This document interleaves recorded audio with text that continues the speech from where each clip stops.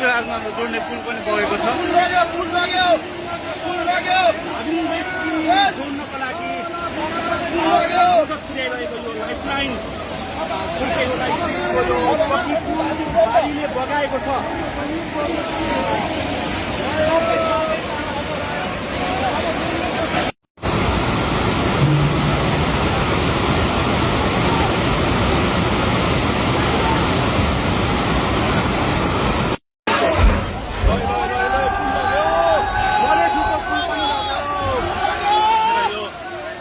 देखि पृथ्वी राजमा जोड्ने पुल पनि बगेको छ।